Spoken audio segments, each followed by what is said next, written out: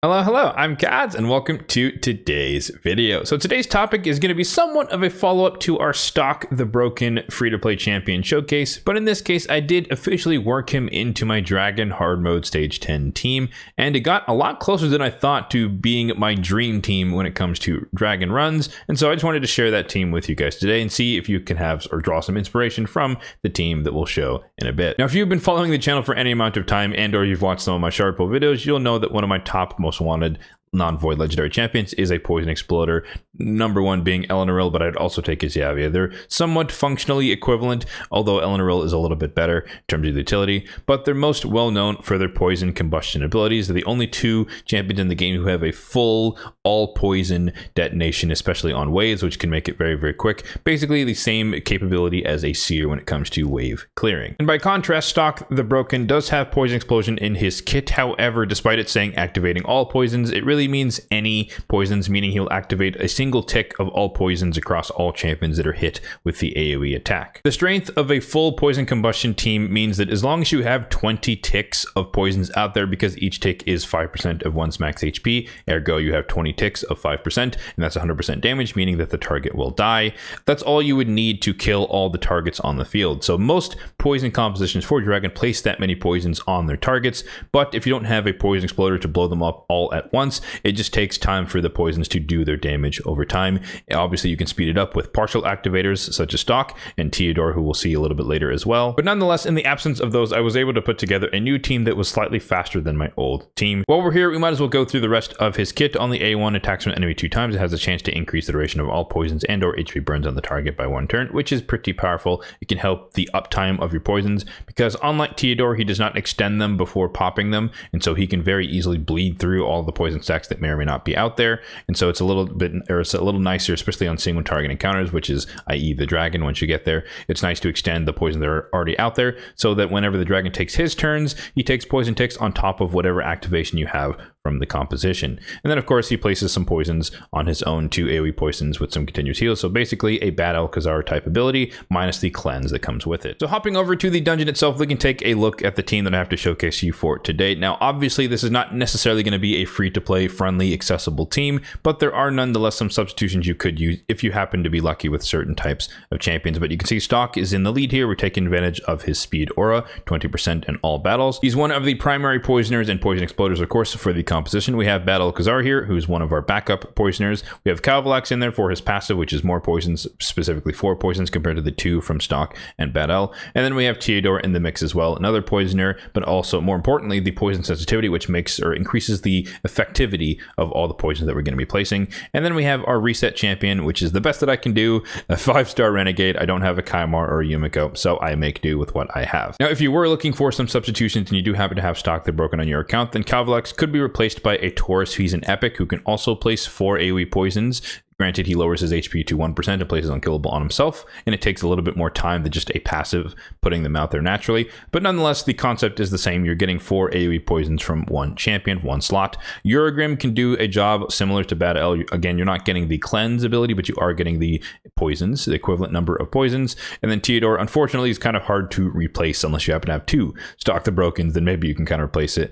But he's not really mandatory in this particular run. He just makes it faster. So any type of extra poisoner can work, but I would recommend specifically Dark Kale because he's unique in the fact that he can use his A2 to extend the duration of all the poisons. So effectively you get an extra tick's worth of poisons across all the targets you placed poisons on. Now the reason for the title of this video is because of course we are kind of pretending that we have poison explosion even though we really don't. We do have 2 poison exploders which combined kind of give me the same effect that an Eleanor or Xavi would have, but nonetheless they are split apart, therefore they're taking up more spots on the team. So that's why, or that's the reason for the title of the video being it's close to my true dream team. And if I had my pick of the litter, of course, I think Prince Kaimar would be a lot better than Renegade here. One, it's a full reset, but also he would be able to strip off the increased attack that the dragon places on himself. But I'm getting ahead of myself here. Let's go ahead and take a look at this run. And if I'm not mistaken, I got a PR like last night just by happenstance, and it was under a minute for the first time. So this is my first team that actually got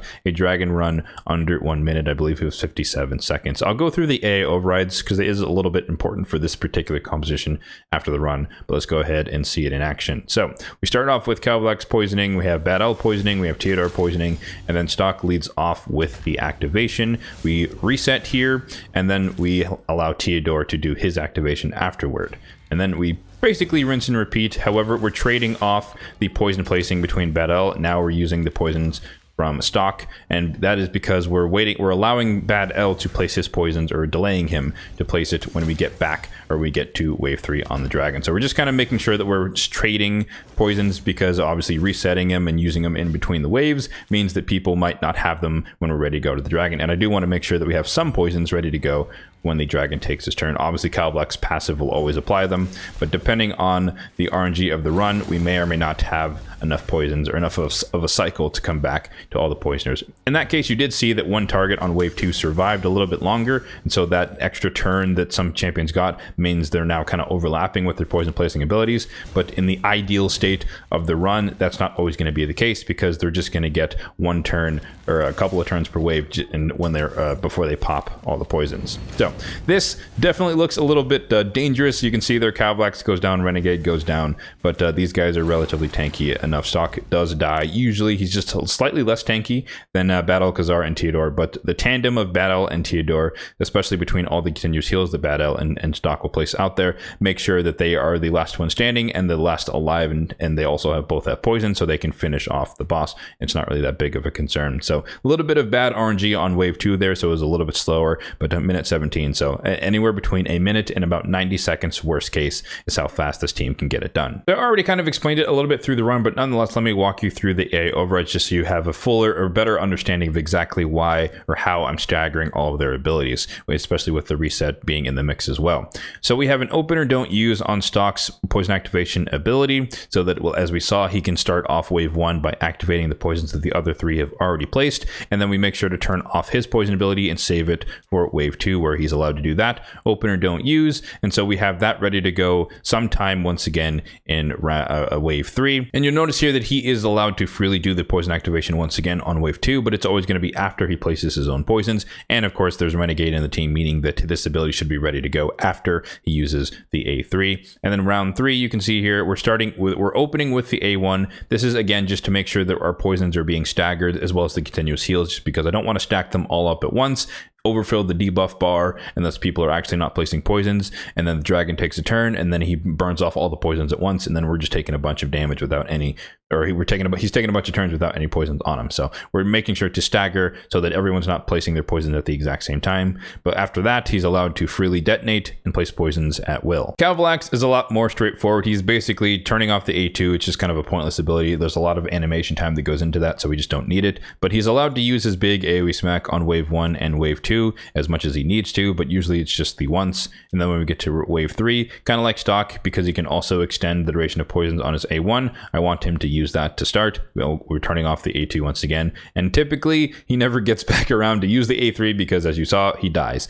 So his passive is what we really need at the start of the round, and so that's really all he's in there for. But a little bit of extra damage or a little bit of poison extension before he dies is always nice as well. Battle Khazar is kind of the inverse of Stock, so we're opening and not using the poison ability here, and then on wave 2 we're just not using it at all. He just A1s a couple of times, and then when we get back to when we get to the dragon, he is the opener, and he will lead off by placing the poisons here to get us started by placing the poisons on the dragon. Theodore is somewhere in the middle between Stock and Battle Khazar, because we do want to take advantage of the fact that he is placing poison sensitivity to amplify the potency of our poisons. So he has opener don't use on his poison placing ability across both of the waves, and he's freely allowed to activate them as need be. But typically, as we saw, it's usually just the one time between the waves. So here we are, wave 3. He once again will lead off, joining Battle Khazar typically to place the poisons at the start. If not at the start, depending on the RNG of the previous rounds, then he'll place it right after Battle goes, or after the dragon takes his first turn, and then he goes into the cycle of placing and popping his own poisons.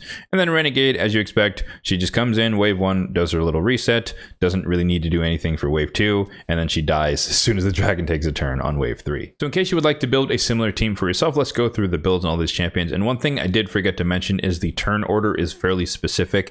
I do have Bad L as the fastest champion because I do want him to lead off with the poison placing. He's then followed by Theodore, and then followed by Stock, and then Calvalax, and then Renegade is of course the slowest because she just goes afterward and resets. So starting off with the Renegade here, her stats aren't that important because she is of course 5-star, but she is in a shield set. She's been in this for a long time. It's not really that paramount, doesn't really help the run, but maybe we just take a little bit less damage once we get to wave 3 on the dragon, because that's the only real person who really attacks us. Everyone else just dies to the poisons on them. But you can see here 201 on the speed. That's kind of the most important thing. And then she technically has enough accuracy to place some stuff, but again, she just dies on wave 3, so she never really does anything. And of course, she has no masteries because she's not even 6-star just yet. The star of the show for the day, Stock the Broken, is next. He's in triple perception because he's in a high accuracy, high resistance build. I don't want him to take any debuffs from the dragon, whilst also being able to sustain himself with the continuous heals and places poisons. So total stats here, 52,000 on the HP, 3,200 on the defense, 245 on the speed, 471 on the resistance, and 364 on the accuracy, which is enough. 450 plus is enough to resist most of what the dragon can do, or any hard mode dungeon for that matter. And then 350 accuracy is enough to reliably place your debuffs on hard mode dungeons. For the masteries, they are more complete than the last time, so we did end up going for War Master, hugging majority of the left hand side of the offense tree, ending on War Master.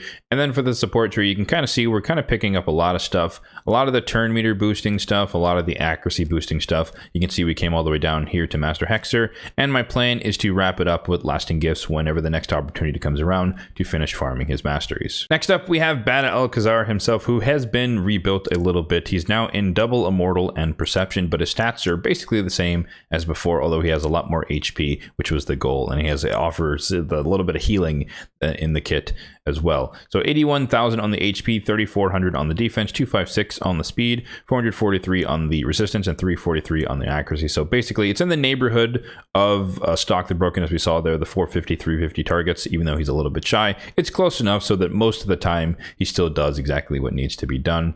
In this case, we do have a blessing. Stock does not have any level of awakening, but we are using Nourish, believe it or not, and so that just boosts the amount of healing that continuous heals heal, and so that just takes advantage of the fact that he's putting 2 out there on a semi-regular basis, so they just heal a little bit more than their default setting.